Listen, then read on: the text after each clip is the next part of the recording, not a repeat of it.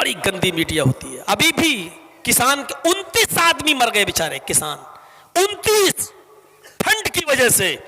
लेकिन मीडिया देखिए आप, अभी भी किसानों ही से सवाल हो रहे हैं। साहब इतनी चीजें तुम्हारे लिए कर तो दी हैं, तुम्हें मोदी जी कह रहे हैं माला माल हो जाएगा किसान, यानी सवाल किसान से ही हो रहे हैं। अरे जब किसान नहीं चाहता है तो तुम क्यों बिल बना रहे हो?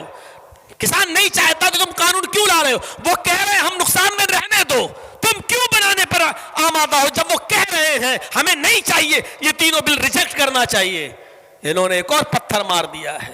किसानों ने अपना फेसबुक चालू किया, बंद करवा दिया उसको। अरे ये तो लाखों लोग देखेंगे, करोड़ों लोग देखेंगे, बंद करवा दिया उसको। 3 ही घंटे में सारी अकड़ निकल गई। 56 इंच का सीना 26 इंच का रह गया। 3 घंटे में अकड़ निकल गई। अकड़ फौरन किसानों का फेसबुक चैनल बंद करवा दी। ये सूरत हाल हो रही। एक मुसलमान मुखबिर ने मुखबिरी कर दी, पुलिस को बता दिया। ये होता ही है, चंद रुपया मिल जाएगा। रात की तारीकी में उन पुलिस वालों ने उसी घर पे छापा मारा और सईद इब्ने जुबैर गिरफ्तार कर लिए गए। पुलिस ने हज्जाज इब्ने यूसुफ की पुलिस ने हज्जाज इब्ने यूसुफ को गिरफ्तार कर लिया। गिरफ्तार करने के बाद अब उसको हज्जाज ने कहा था जिंदा इसको मेरे सामने लाना और मेरे सामने इनको कत्ल किया जाएगा। ये पुलिस वाले उसको हज्जाज के सामने ले जाना चाहते हैं, लेकिन सफर लंबा है। सईद इब्ने जुबैर बहुत दूर मिलते हैं, वहां से कम 3-4 दिन का रास्ता है हज्जाज के पास पहुंचने का। सईद इब्ने जुबैर को वहां लेके जाया जा रहा है। रात का अंधेरा होता है। जब पुलिस वाले थोड़ा सा आराम करते हैं कि मैं 1-2 घंटे आराम करूंगा, दूसरे पुलिस वाले जागते हैं। मैं सईद पर नजर रखे हुए हूं।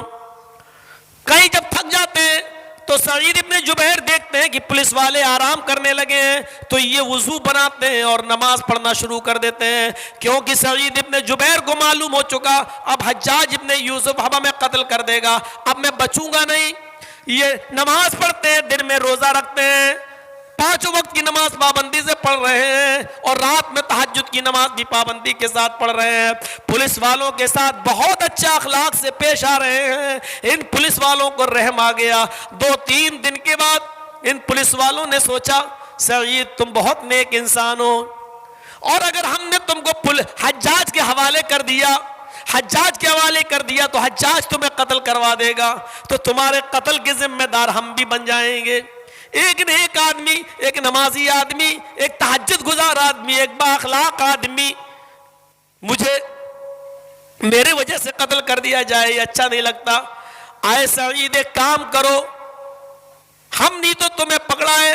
वो सारे पुलिस वाले आपस में मशवरा करते हैं, हज्जाज को तो मालूम नहीं है कि हमने इसको पकड़ लिया है, तो क्यों ना मैं सईद इब्ने जुबैर को छोड़ दूं और इनको भाग जाने दूं, रिहा कर दूं और हज्जाज के पास जाकर कह दूं कि वो हमें मिला ही नहीं है, हमने बहुत ढूंढा, हमें मिला ही नहीं है। सारे पुलिस वालों ने मशवरा करके हज्जाज को सईद इब्ने जुबैर को छोड़ दिया।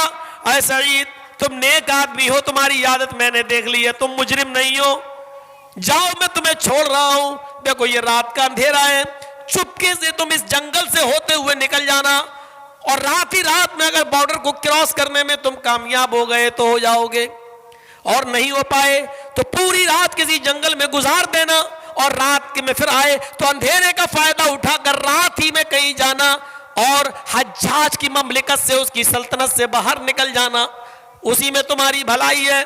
सईद इब्ने जुबैर ने कहा पुलिस वालों से शुक्रिया, आपको अल्लाह जज़ाए खैर दे, आपने मुझे छोड़ दिया। सईद इब्ने जुबैर ने उनका शुक्रिया अदा किया, सारे पुलिस वालों से मुआनिका किया, गले मिल लिए, हाथ मिला लिया और वो जाने लगे। जब सईद इब्ने जुबैर जाने लगे तो 1 किलोमीटर या 2 किलोमीटर ही दूर गए होंगे कि अचानक उनके जहन में एक सवाल आता है, आए सईद तुम तो जा रहे हो, जिस मुखबिर ने मेरी मुखबिरी करके इन पुलिस वालों को बता दिया कि मैं किसके घर में छुपा हूं, उस मुखबिर को अच्छी तरीके से मालूम है कि मैंने जब बताया है तो पुलिस वालों ने सईद को गिरफ्तार कर लिया है।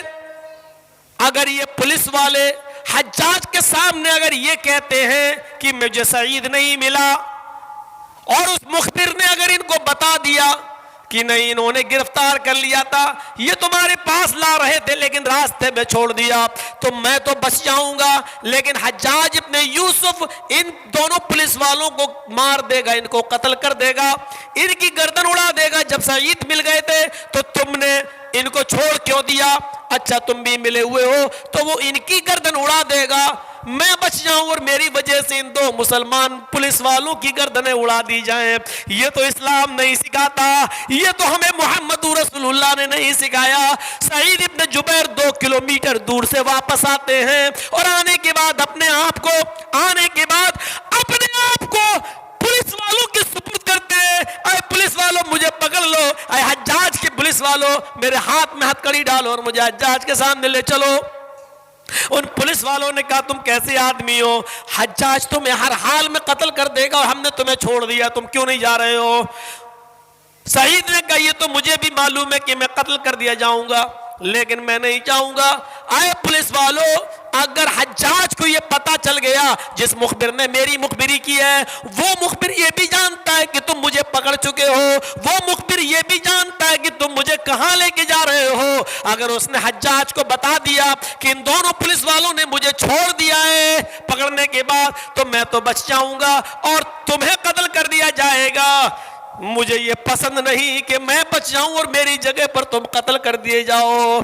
ये ना मेरे इस्लाम का तकाजा है ना ईमान का तकाजा है। पुलिस वालों ने कहा आप जाइए, हम बहुत कुछ झेल लेंगे और झूठ की इंतहा कर देंगे कि हमें मिला ही नहीं, मुखबिर झूठ बोल रहा है, उसके पास कोई सबूत तो है नहीं, हम झूठ बोल देंगे।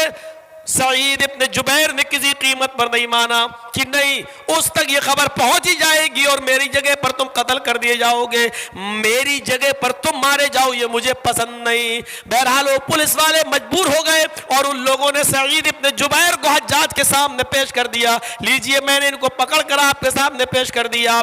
हज्जाज ने उनको अपने सामने खड़ा करवाया, आखिरी तमन्ना पूछी, उन्होंने कह दिया मुझे 2 रकात नमाज पढ़ना है। नमाज पढ़ने के बाद दुआ मांगी और दुआ मांगने के बाद वो अपने आप मैदान मक्तल चले गए जहां उनको कत्ल होना था। चर्मी खून जिसमें चमड़े पर डाला जाता है चर्म, उस चमड़े को बिछा दिया गया।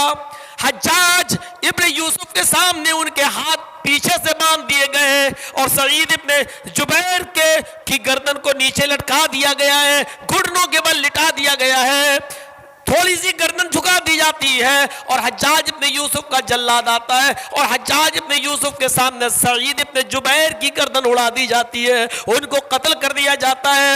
ये पूरा वाकया बयान करने का मेरा मकसद सिर्फ ये है कि सईद इब्ने जुबैर ने अपनी जान दे दी, लेकिन अपने 2 मुसलमान पुलिस वालों को अपनी खातिर मरने नहीं दी।